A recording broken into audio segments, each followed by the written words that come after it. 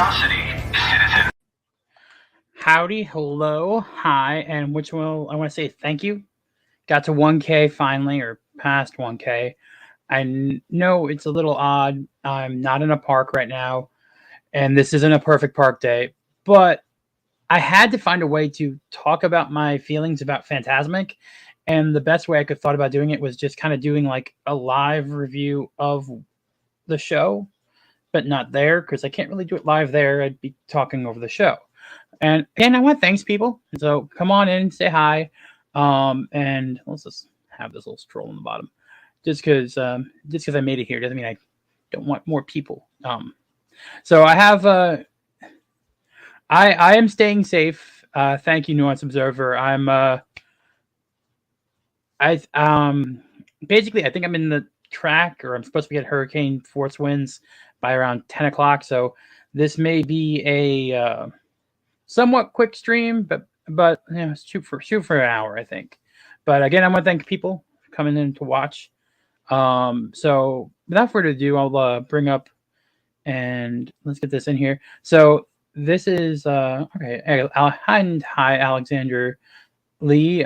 Brings back memories of my cousin Philly. Okay. I think you fixed a spelling mistake. Okay, Fantasmic brings back memories of your cousin and family. Okay, so just to make sure I don't get copyright claimed, I have my own video up for this. So hopefully, and I'm gonna leave it muted because I don't want to get like reused content fully type of deal. But I will say they rebuilt this from the ground up from everything that I saw. It definitely is a show that has to be seen in person. I don't think the videos really do it justice. The sound, the crowd, everything is kind of sort of special there. So I will say this is my first time seeing it since I was about 7. So kind of a long break. My family never really stayed late in Hollywood Studios. It was more of like one of the earlier parks we'd get out of. We were more the Electric Magic Parade and Illuminations. Like Magic Kingdom Epcot were our nighttime shows. So sorry if it's not like the best memories, but I will say I was taken aback by the spectacle of the show, but there were some things that I really wish they would have done differently. No, I have not heard that song before, Alexander Lee. I have not heard it. So there's one or two things that I think could have been used and maybe made the show better. And it's just so first of all, the whole thing being about Mickey and focusing on Mickey is great. Like that is a great thing. Having Mickey be the and I'll give it a shot. Thank you for sharing. I'll give him a shot. I do think that a big focus on Mickey is great. That is what the show is. You have the wizard hat, you had Sorcerer Mickey. That is definitely what I would focus on for the show. I'm doing well, Robert. Thank you for hopping in. I'm doing good. So I do think Mickey being the main focus is great, but they had a chance to revive and revitalize this. And Fantasmic is a beloved show. I know it's a beloved show, but I do think they could have done something special, and especially for like 90s nostalgia. So the movies they focus on, like the films they focus on, you have a breadth of them. You have like Steamboat Willie, you have Fantasmic, you have most of the villains be represented, but you don't have all the heroes. So you have Hades in there, right? You have Hades later on in a projection when the villains come up, right? I think right around no. All right, so like you have the evil witch and the queen starting things up, right? And I think if you have a villain represented, you should have the hero represented too. It's just my thoughts on the matter. So the fact that you bring up, now I understand Simba would be hard if they bring up Jafar, but you could have brought Hercules into this. And I think that's a mistake of the revitalization because you bring in scenes from Encanto, right? And you bring in scenes from Mulan. Uh, okay, you still haven't seen the show at MGM or Animal Kingdom. And it's not Animal Kingdom. But yeah, it took me a while to see this show. Rest in peace, MGM. I still call it that. I will still call it that to the my last breath. It is always MGM. There's two types of people here. There are people called Hollywood Studios, and there's people called MGM. And if they don't know what MGM means, maybe you shouldn't be friends with them. Just saying. But so you had this whole opportunity to rebuild and revitalize this, and the scenes they decided to add in were one from Mulan, which I love. Make a Man Out of You. Don't get me wrong, like that is a good song. Let's see. It's actually right before the Aladdin Agrabah scene. So here we go. Right. So they have the whole little fighting scene with Mulan. I'll go back a little bit to see the beginning of this. And you have scenes of Pocahontas, and you get projections for Tarzan and for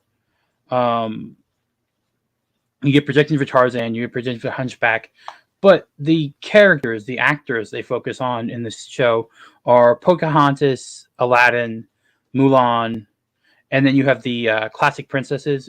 Not all of them. You have, I think you have Beauty and the Beast, uh, not Snow White, but Beauty and the Beast, which is weird because it's Beast still, not the Prince, which is odd. This is just a nitpick. And you also have Ariel and Eric. I think Tiana is in there now, just because I don't know all the princesses. I'm a Disney Parks fan, not a Disney Films fan. Oh, thanks, Tim. Thanks for the congratulations. But like I said, I just think they missed some opportunities. So the scenes with the live actors are what make this show special, not the water projections or any of that. So they have a lot of good live action stunts, especially for the Aladdin scene. There's a lot of so that's coming up right next, the Aladdin scene. Let me get there. So see, you have like the people jumping off the building. This is so kinetic and frenetic. Like it's so awesome to see in person, and it's straight out of the movie, the song, and the attitude's all there. And you give Aladdin his due, which is nice. Like, right? That's like one of the best Disney movies is Aladdin. I will say that always. Um, oh, thank you, Alexander Lee. Thank you for that. But like I said, my problem with the show is like you have this golden opportunity to revitalize it for the people that are nostalgic for those 90s classics like Little Mermaid. But why not throw some love to Hercules? You have it's the 35th anniversary right now for Hercules, which I think it's 35th anniversary. It might be 25th. Let me double check. It might be 30 because otherwise I don't think I'm not younger than Hercules.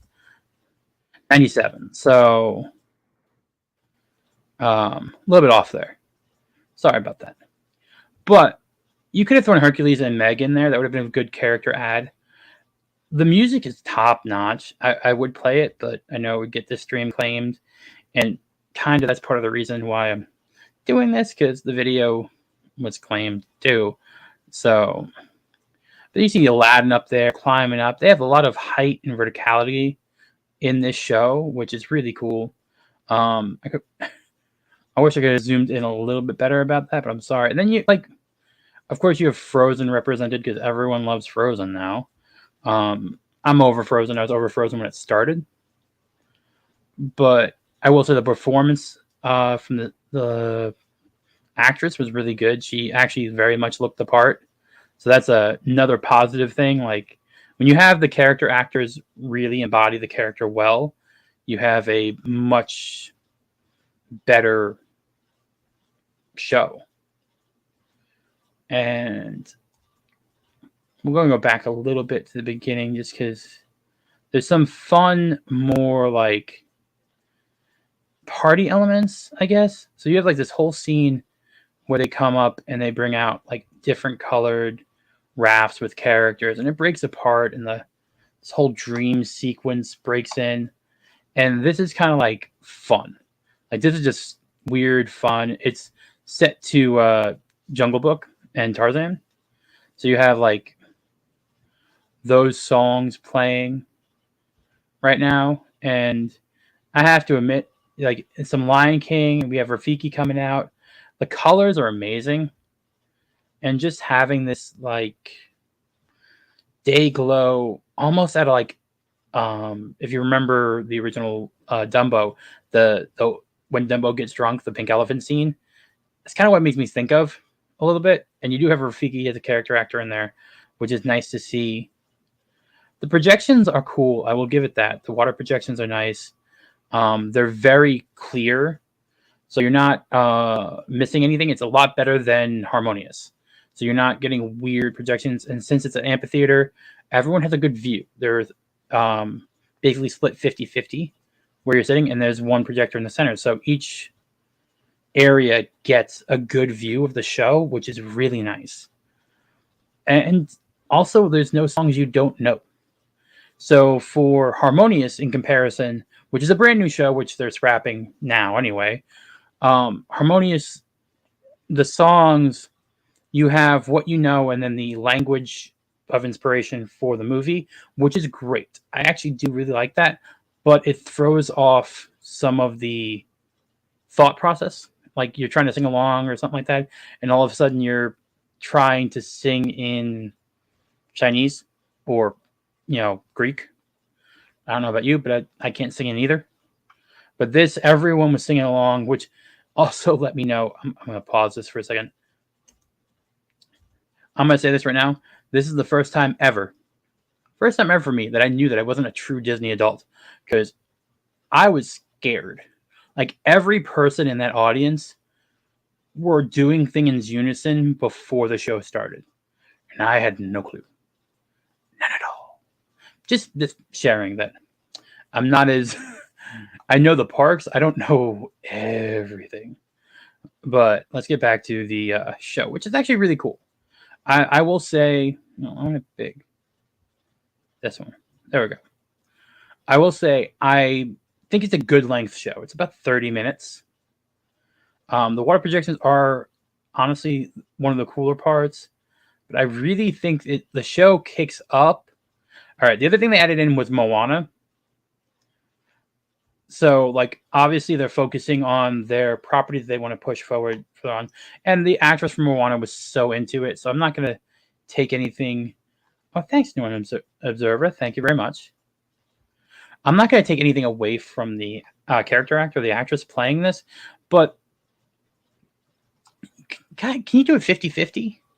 Like, you have Mickey Mouse and Aladdin for the boys in the audience, and then you have Moana, Pocahontas, Mulan, like the evil witches, and you're showing Hercules, right? You show Hercules for a little bit. Just, I don't know. I might be nitpicky about it a little bit, but you had this time. You could have add things in equally, right? Because one, we need a live action Hercules. I'm just gonna say it right now. I want one. I don't know who I'd cast. I think they cast someone, right? Sento, wasn't it the guy who played Adam Smasher for live action Hercules? I think so. So I don't know about that. I liked him as Adam Smasher in Black Adam, so, but that's a divergent sidetrack. I'm sorry. So as you can see, we have this like Battle of Good and Evil, which is awesome when any of the shows have a story, right? So that's one of the things that Harmonious was a little bit lax on. I'm gonna show. See, you have Eric and Ariel there. See, I know those ones. I know their names. But you have a story of good and evil. You have a full tale here. That's something that Harmonious and Enchantment are missing, is that general storyline for the show. Illuminations had it. Happily Ever After had it. Wishes before that had it. All of those had a clear A, B, C plot you're going through, which is why I think Fantasmic, honestly, and I will say this now and kind of go through my nitpicks continually, but it's like the best show you can do. It's the best nighttime thing that Disney has. It's the longest one. You get to sit. There are seats. You're not standing around World Showcase or standing in the middle of Magic Kingdom. Now, yeah, it's not as much fireworks, but I do think it's the pageantry of it and the scale is really impressive. Like I said, my nitpicks are more about you had this opportunity to make it to add things in. You have Snow White and the Huntsman, not Huntsman, Prince Charming, right? Or is it Sleeping Beauty and Prince Charming? I don't know. I don't know. Those are much older. Those are past my time. But I think it's also the only time you get to see a lot of the villains. I know you don't get to see Hades.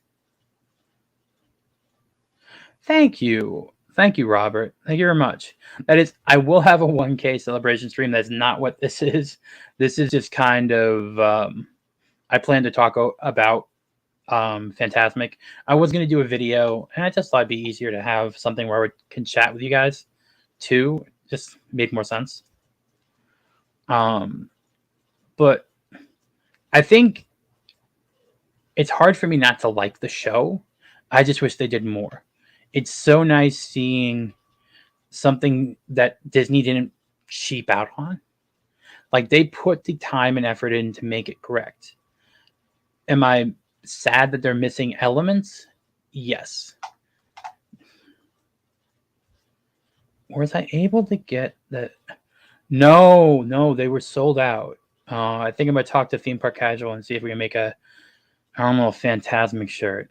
I think. So that's the one thing. Like Disney had an opportunity here to throw in some properties that are loved by people and aren't given enough time to shine, in my opinion. Now, yeah, they have money makers. They know which ones will always bring in the souvenir dough. And I'm also very happy there was no Pixar in here. I'm glad it was just Disney animation. Do I wish they stayed out of the 3D? Like, I do wish that Encanto wasn't put in. I do wish it was stuck to 2D cell animation for the most part. I know Lion King has some 3D animation, but you even get Frollo, right? That's his name. In there, which, like I said, you should have had the heroes that hit all of those villains that came up. You should have had you should have had Aladdin. You should have had Quasimodo. You should have had Hercules. And I don't think a projection is equal to seeing those characters on that gorgeous rock top stage. Like you have the ability to have a character play Hercules and sing out, I will find my way and stuff like that. So, and you put Pocahontas in for like 2 seconds. Like she's in there for like 2 seconds for a little bit. And then look, like even you have Jafar in here. You have Mickey coming up to fight Jafar. See, there's Mickey. He's actually in his red shorts. Let me make that big. See, he's in his red shorts. So I think that's cool. You don't get to see him in that outfit that much. So it's nice that there's some way you can see him that way. And the snake, that's an impressive effect. And a lot of people seem to be, I can see the people walking in there. So it's a cool costume, right? Let's see, this one. Can do this. No, that's too small. Actually, yeah. I can talk on the bottom here. So as for the music, the pyrotechnics, the projections, everything was so good that I just really wish they could have taken time to think about adding in a little bit. Like you could have replaced 1 or 2 characters and you would have had, now it could be costuming, it could be whatever. And I understand it could also be literally casting. Hey Dawn, how are you doing? Thank you for the congratulations. This is not a 1K celebration stream, even though I have that banner scrolling on the bottom. This is a Fantasmic breakdown, just kind of going through um, what my thoughts on for the show. Since I've been able to say anything about it, I would just be able to show it. And it's hard to hate it. I don't hate it. I actually love it. It's just like anything with Disney right now, you get some good with some bitter in there.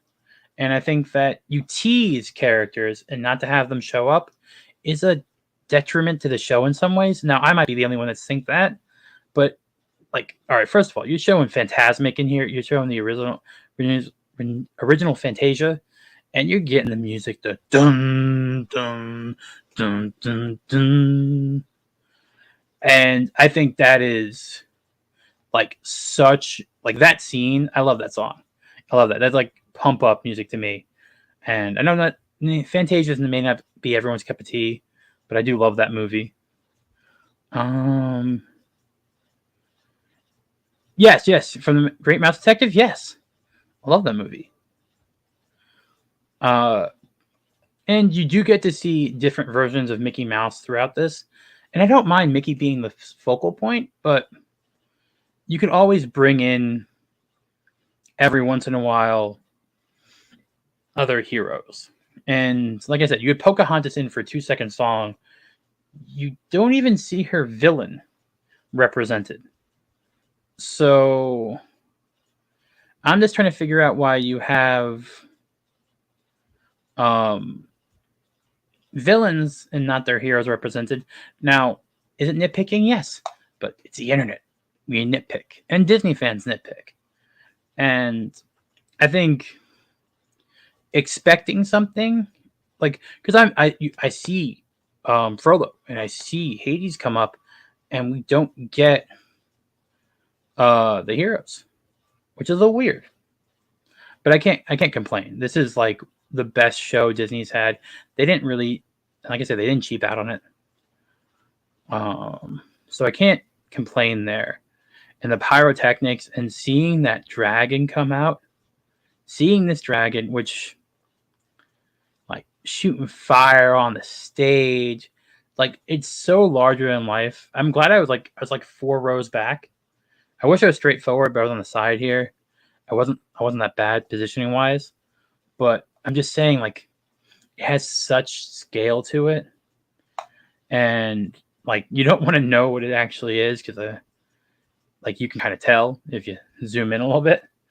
But seeing Mickey do his little strut to go and call up the magic to defeat the dragon, it's you have a hero. You have good versus evil, and I just like that in my productions. I think that it's something that they didn't have Minnie come in to save the day. You know what I mean? Like it's still Mickey's thing, which I was really happy by and unexpected. I thought they would have changed a little bit towards the ending, but they didn't. And it's just such a spectacle.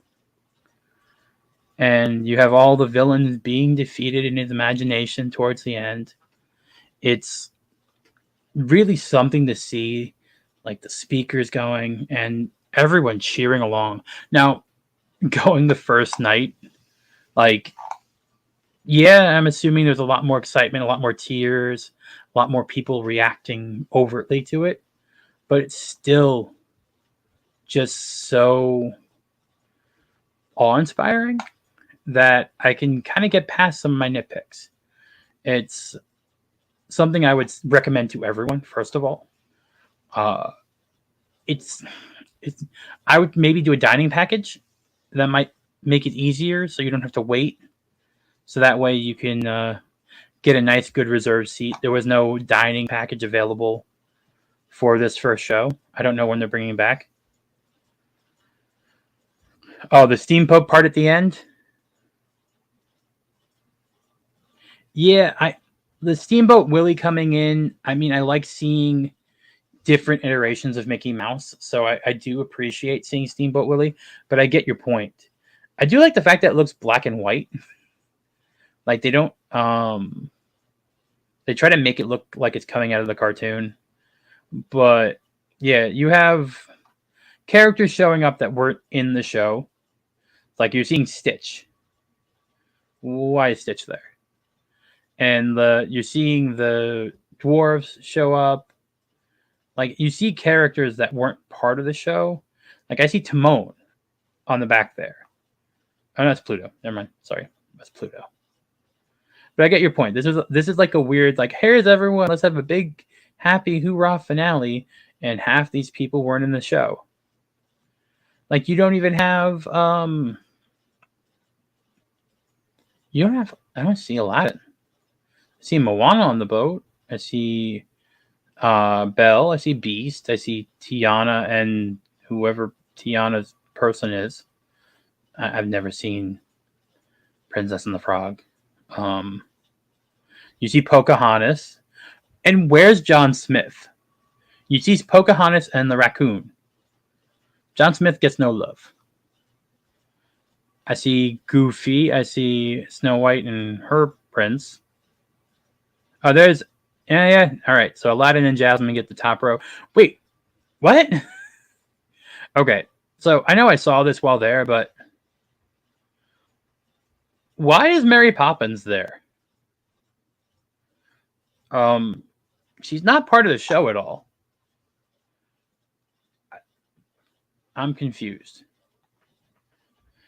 Oh man, Chip and Dale are the best. I'm sorry, Rescue Rangers was the best thing, and Chip and Dale were awesome. But I still don't understand.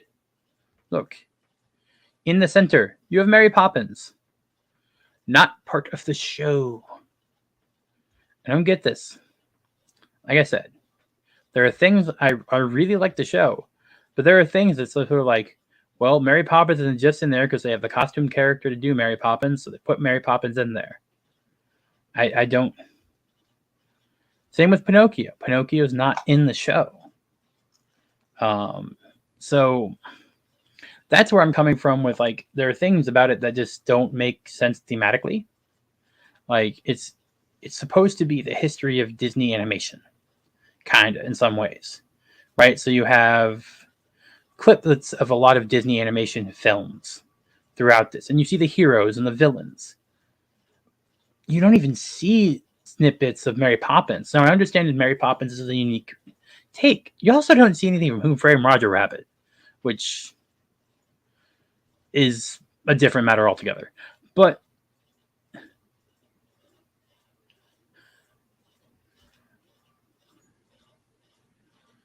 the salsa,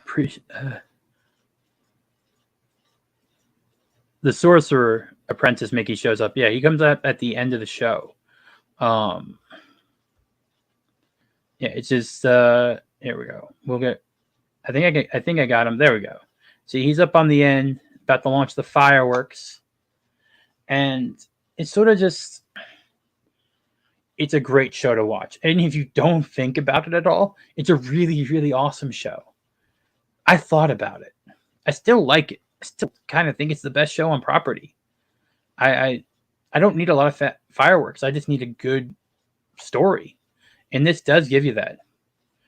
My problem is just it's put together a little bit hastily in terms of characters.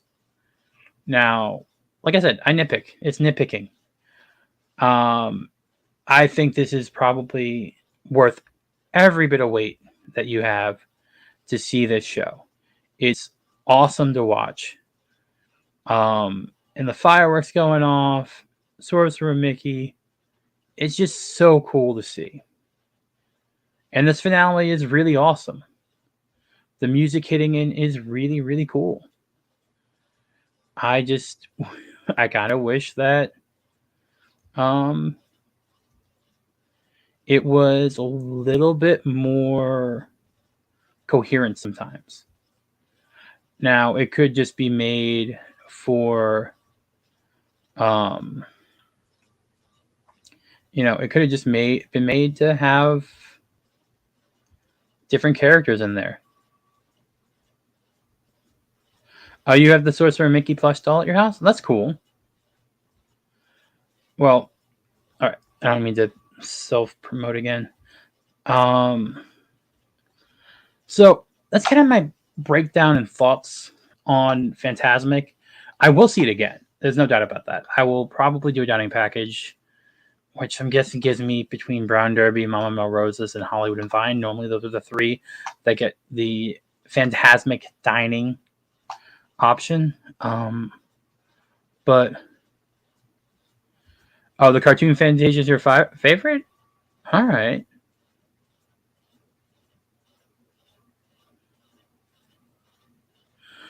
cool. All right, Robert. Like you said, this cartoon movie is my favorite. I watch it so many times when I was a little kid. I would love seeing this, but I hope to see with one of y'all be blessed. Thank you. Um, the way I see it, this is the best show on property. It is the best nighttime show that they have. It has been that way before. They could have done better, and I'm not trying to make it sound whatever. I was hyped afterwards, and I rewatched a bunch of different videos, not just my own, of I will I will listen to it. I will check it out. But it's just I kind of wish it had some more characters that were represented in the show and was paced out to have. They could have spaced it very well. Aladdin, Hercules, blah blah blah blah blah blah, and go up to the villains taking over, and Mickey Mouse is there to save the day. That's kind of what happens here. The problem is they throw in scenes that are like, here's Frozen singing. You never see Frozen's villain. Here's Pocahontas singing. You never see Pocahontas' villain. Here's Aladdin. You see Aladdin's villain. Here's Mulan. You don't see Mulan's villain. Here's Moana. You don't see Moana's villain. And I think that's the main thing that confuses me about this is that you have heroes and you have villains, but the heroes and villains don't always match. And that's a problem. Because it's disjointed.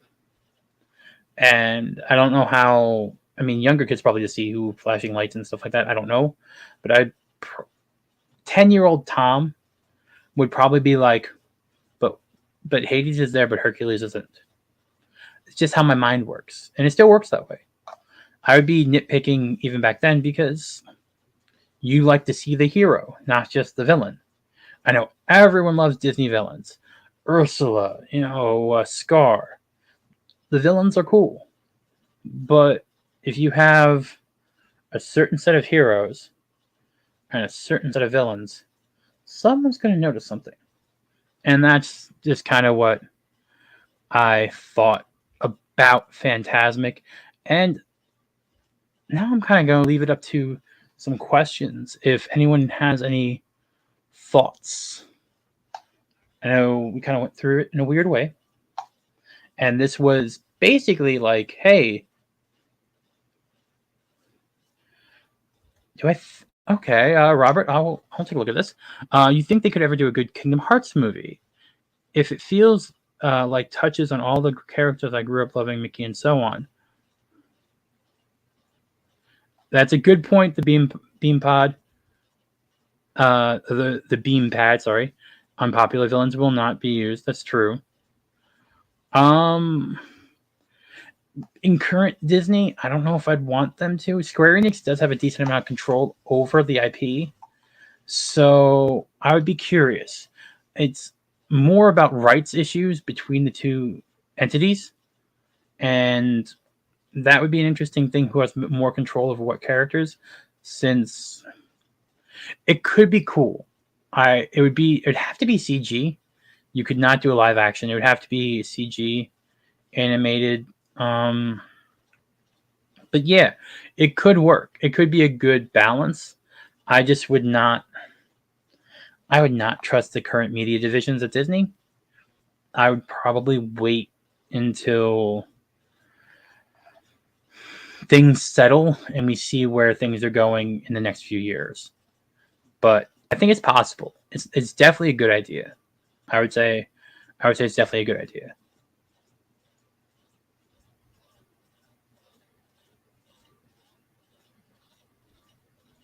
All right. Yeah, I agree. There are some villains, but I mean, all right. Whose favorite villain is Cruella de Vil? Like, really? Whose favorite villain is Cruella? And she's in there. Like, I love 101 Dalmatians, but I love it because of the dogs. I could care less about Cruella. Could be me. Could be on my own.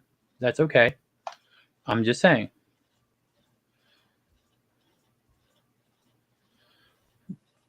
You want it to. You could do it like. You could do it like Who Framed Roger Rabbit. You could. Actually, you know what? I will say this. I actually like the live action 101 Dalmatians better than the animated with Jude. I would have to say I do. Like, I really do like the live action 101 Dalmatians better than the cartoon. I think it was cast perfectly. And Glenn Close being Cruella de Vil did work. And I actually liked her more than the cartoon one. But I just think, like, the whole cast and having Jeff Daniels play Roger and Hugh Laurie in there as Jasper and stuff, I think that really worked well. So that would be one thing of Disney with a live action remake that really worked. I think it was the timing of when they did it in the early 90s. I think it was 97.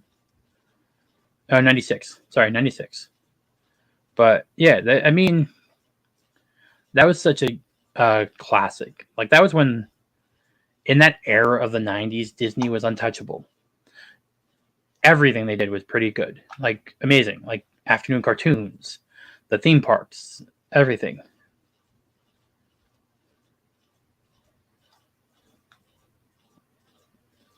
Yeah, that's a good point. That was Eisner pulling some amazing witchcraft back then. And it was, I mean, come on, who doesn't like Who Framed Roger Rabbit? It is probably one of the coolest, like, universe sharing movies ever. Seeing Bugs Bunny and Mickey Mouse together as a kid, you unheard of. And Bob Hoskins. Oof. That was superb casting. And Jessica Rabbit. But you're right. That will never happen again. The closest we got was the Rescue Rangers or the Rescue Rangers Disney Plus show, but that was, I don't know if the heart was there. I it just didn't seem right to me. I could be wrong, and everyone has their own opinion about it. Oh, Madame Medusa. Okay. All right. Yeah, yeah, yeah. I can go along with that. That's a very good choice and also a very underrated one. The Rescuers, see, like, the Rescuers came in that time frame, and I think, like, when you're a kid, you were either like Fievel or the Rescuers sometimes if you were a kid in the 90s. I was definitely more the Rescuers. I love the Albatross. Um, and I think about that, man. You had a strong female lead in the Rescuers back then. Like, you really think about that. You had that. You had a strong female lead in the Rescuers. The guy was a little bit of a coward. Reluctant hero, let's say. Um, I do like Down Under a little bit, though. I do. I kind of like Down Under with the field mounts. And come on, the voice acting in that. You got Bob Newhart playing Bernard. You had Eva Gabor playing Miss Bianca.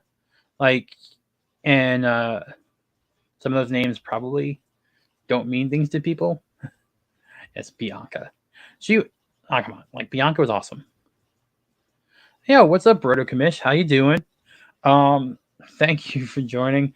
This is a little bit of a weird stream. I went over Fantasmic, gave my review of it, and now we're kind of just chatting, talking about vintage Disney when it was good, the golden times, and Mr. the Beam Pad brought up Medusa from the Rescuers as a underrated villain, and I completely agree. A lot of people pass over the Rescuers, and Bianca and Bernard were a great pair. Thank you. Little nice little bowler. It's cold enough a little bit now to wear it. It's wool. It's kind of warm. I'm still, stretching it in. Had it for the last meetup last year. I have like 2 now. But yeah, I think you brought up a good point. The Rescuers is a franchise that kind of just got left behind in the 90s. I don't know why. And the Rescuers actually came out in 77, I think. Yeah, the first one came out in 77. I mean, I watched it in the 90s because, I was born in the 80s. So 77 was well before my time. I think that's why I like Down Under a little bit more, because um, that was a little bit closer to me. I think it came out a few years later. Yeah, The Rescue House came out in 99 and 1990. I think that's why that one kind of sticks with me a little bit more. And you have a stronger male lead, and you also have, John Candy playing Wilbur.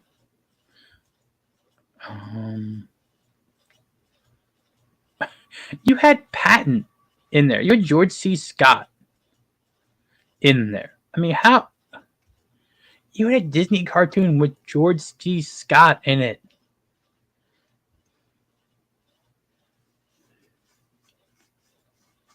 Exactly. Something like Fantasmic would have been a great thing.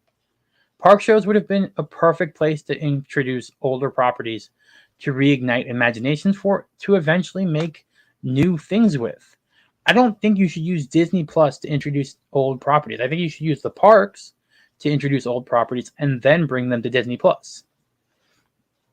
I think that's how you should go. I think if you bring out characters and have meet and greets with classic characters and have them in shows or attractions, then it's a way to build up nostalgia. That's what worked with Pirates of the Caribbean and with other rides in Disney. They were shows in the 50s and the 40s.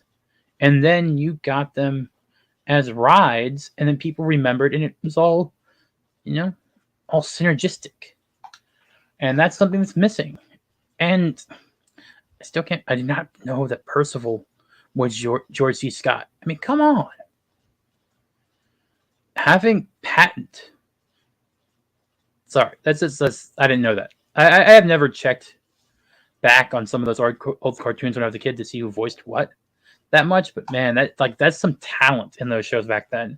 And a lot of people said, like, at the time, like now, there's a big voice acting thing, but look at those early Disney movies. They did not bring in low tier people, man. You had John Candy, Bob Newhart, like you had a lot of big names playing a lot of characters in those movies.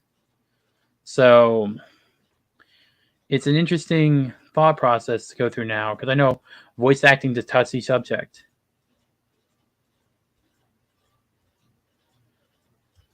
Veggie Tales parody show end credits Trent Gordon. I will see if I can make a reaction to that. It's a little bit out of my wheelhouse, but I will see. Veggie Tales parody show end credits Trent Gordon. I'll take a look. This is me delving my toes into some not just park related content, but hey, we'll work on it. So also, anyone have any questions about Fantasmic? Like, is it worth it? Anything like that? Or do we just want to keep talking about classic Disney, which I would love to? Because honestly, it's what I like, the classic stuff. And trust me, my theme park shenanigans will come back. I'm going to be in the parks Saturday. I will have Perfect Park Day. Ashton the Slytherin will be my guest that day, but I will also be at a Saber meetup that night.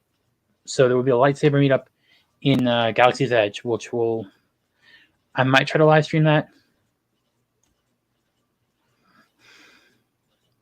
Yes, and that's the thing. Disney's based on nostalgia. Like Disney breeds nostalgia, right? The only reason I still go there is memories of my family and nostalgia. Now, you have to make new characters nostalgic. I agree. Yes. So there is a 8 and a 9:30 show. There was for the opening day. I will have to double check to see if that's still the case. I will be at Hollywood Studios the 17th also, and I'm gonna try and get there the 12th. So I will see. The 17th, one of those days, I'm doing a lightsaber meetup, so I may not make the show because of the lightsaber meetup. But I will see about the timing. I know the first night there was 2 shows, and both were full, and both had about 10,000 people in it. I'm glad I could help you guys remember. Actually, the beam pad brought up a lot of the nostalgic stuff. I'm glad you brought in that to the conversation. The beam pad, bringing up Medusa from Rescuers, really got me on a kick. I'm gonna go watch that later, man. Like, thank you. And Theme Park Casual comes in. What's up, Theme Park Casual? Fellow, can I start over? Can I start over? We can bring back some Fantasmic talk. Yeah, we can do that. We were talking vintage cartoons from the 70s and 90s. We can.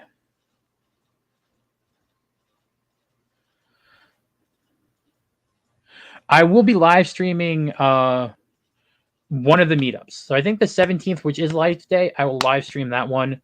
It's like around 9 o'clock ish or so, maybe a little bit earlier. A little dark. And I'll record one so we have a nice 4K video stuff for it. But yeah, we can go back and recap a little bit about Fantasmic. I think that's a fine thing to do. Give me 1 second. Let me just go to one of my favorite scenes, which here, there. All right, we'll bring this back onto the stream. All right, so just for Theme Park Casual, because I like him so much, and awesome theme park content from the West Coast. If you're not subbed to Theme Park Casual, please go. Knott's Berry Farm. He's a Knott's Berry Farm guru.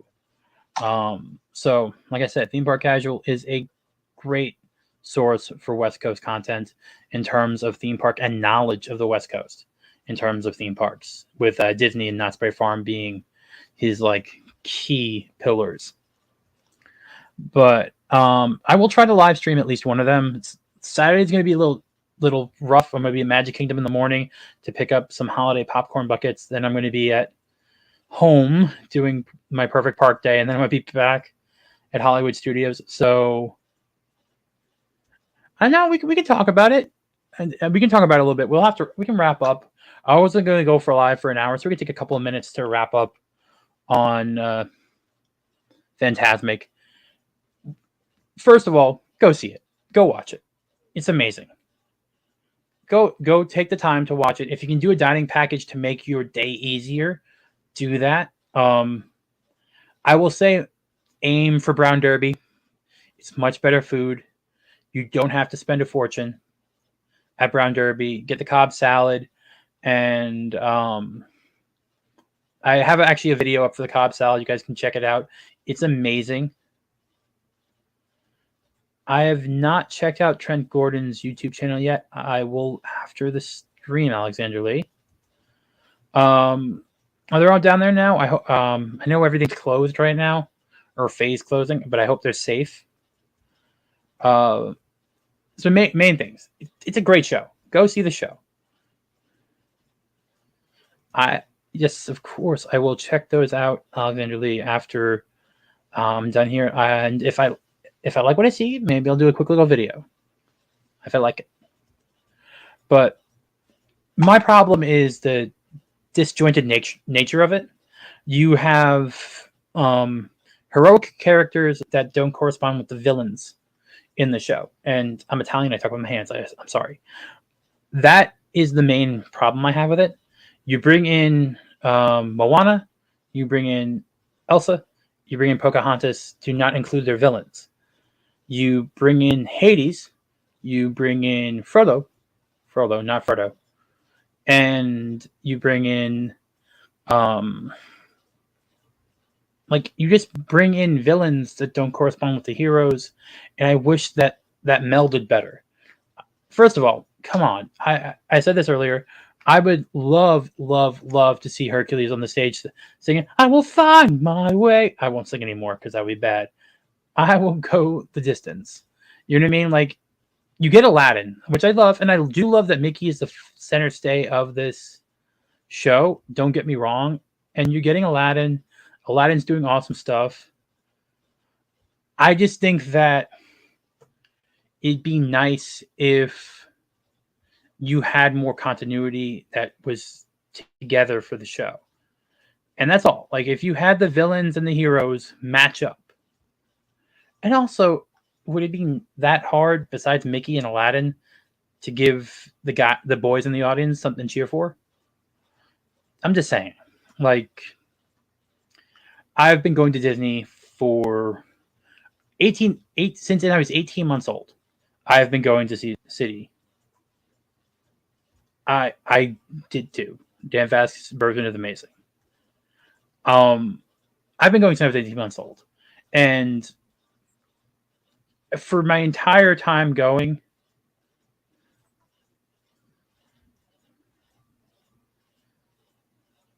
that's the problem, and you pretty much hit it right on the nail on the head there.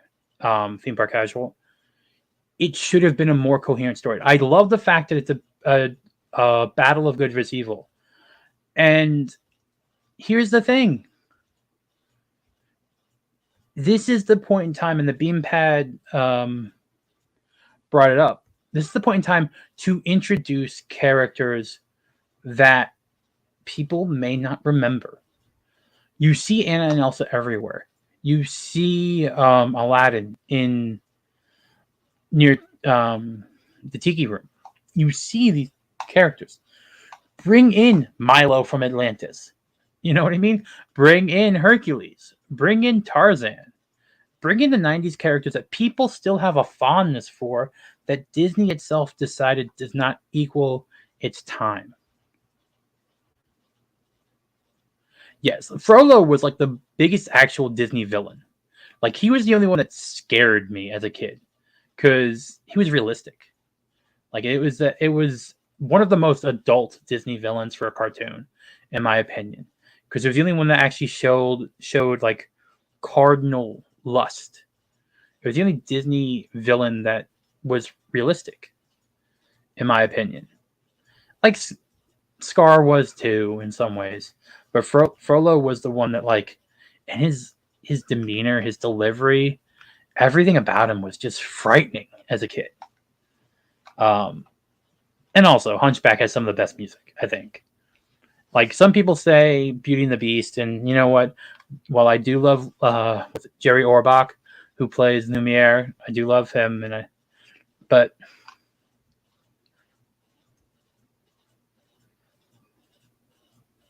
yes, I do agree too. And I also think it would be one that would be a great live action. I think The Hunchback would make a great live action Disney feature because of the more human nature of it. You have a great story about acceptance, being an outsider, being different in faith and family, and what does family mean? And it's just such a great movie that people don't give enough time to, I think, this day and age. I don't think Disney does either, because I don't think Disney knows how to approach it now. And it's a movie you don't have to change. You could do that movie exactly the same way, and Disney would check all their boxes they wanted. In my opinion, it's just a shame. The random conversation at the end. I do hope you guys liked my breakthrough of Fantasmic. The video is available on my channel to go. Yes, current Disney would screw it up, but it would be the one I would be the most interested in, depending on casting. I think you could make it an incredibly touching drama. And like, it's one of the ones that I think would be the only one I consider a remake of that could be Oscar worthy, just because of the character itself. And whoever you get to play Quasimodo, it's like I wasn't even thinking of it until you brought it up, and that now part of me kind of wants it, and not with this Disney. I also don't know who would direct it.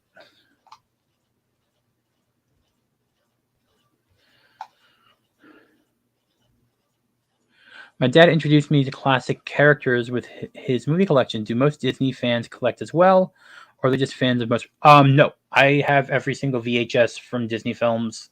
I have the DVDs. I have animation cells. I have everything.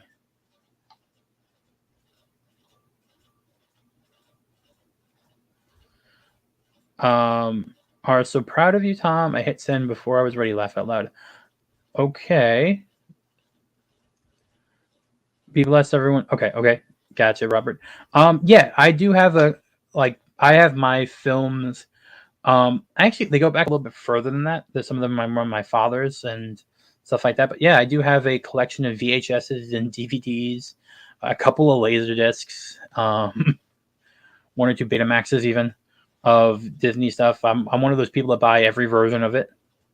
So I have Blu-ray, DVD, VHS, some recorded VHSs for some of the movies. Look, come on, I killed so many VHSs as a kid.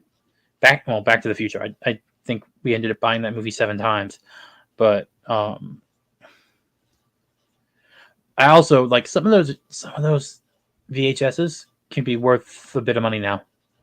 So if you have them and you're not into them, check and see which ones you have, because they have some value. Just saying. But yeah, as for the show itself, it's worth seeing. Is it disjointed? Yeah. Could it be better? Yeah. But it's also the best thing Disney's done in terms of a nighttime show right now. Now, I don't know about over in California, so I'll have to bow in that sense. I don't know.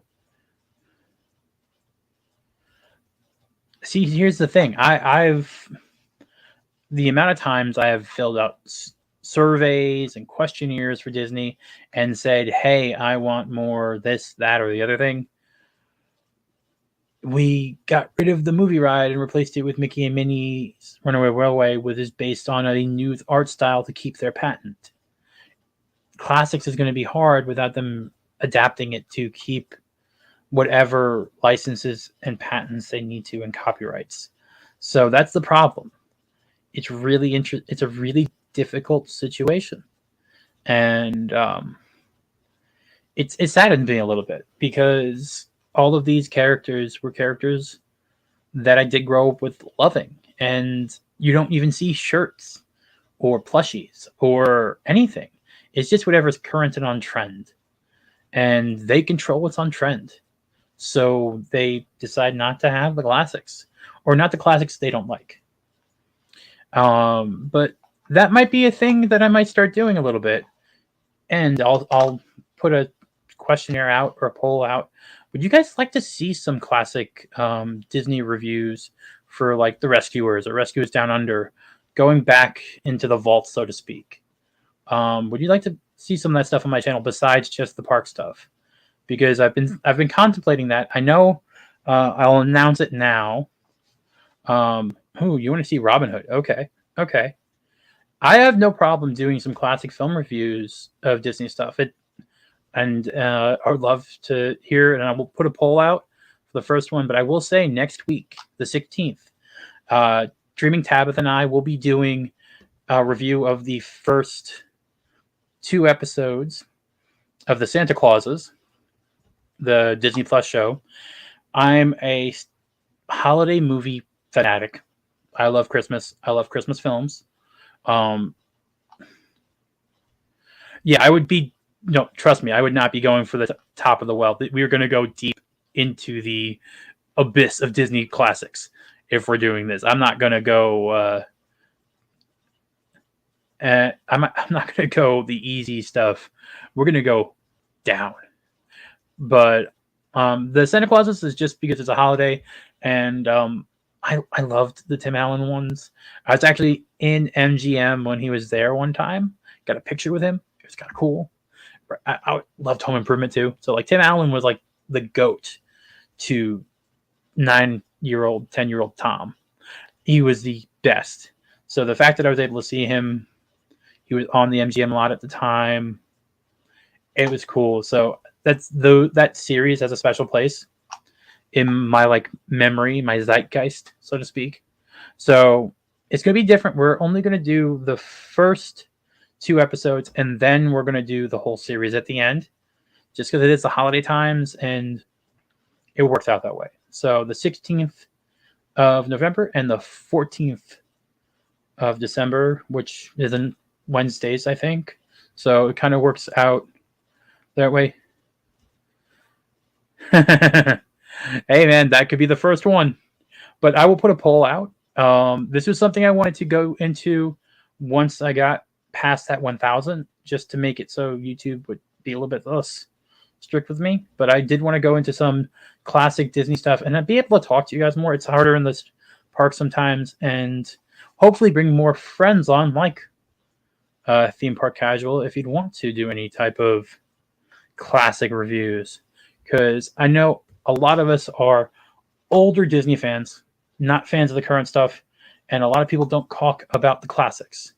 So we can do some interesting stuff and pull up stuff out of the Disney vault, as they called it. But I did this for an hour, and thank you guys for hanging out. If you go to the beginning of the stream, you will see my thoughts on Fantasmic. You can, I will put the link to the video in the description. I forgot to do that because there's a hurricane coming to where I am. So, or supposed right now, tropical storm Nicole. But I want to thank you guys all for hanging out. I will do obscure. I will put Twitter polls up, and I will put community posts up about what obscure Disney movies we want to review. And we can go Universal Animation too, but I kind of want to go through, do a couple of Disney, then throw in the Universal. But yeah, we can definitely do this. I think it's going to be fun.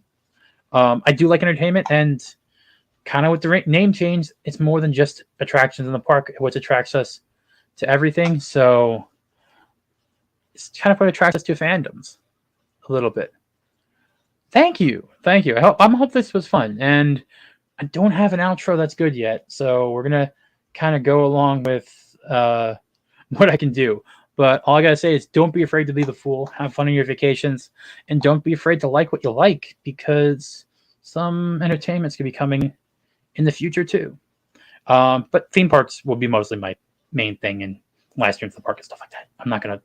That's gonna be the bread and butter still. Just every so often, we're gonna throw in some extra content for you guys. So again, Tom Zort, don't be afraid to be the fool, and have one of your vacations. I won't bite. He might, and don't be afraid to watch what you like. That might be something I have to add in now. Bye, everyone.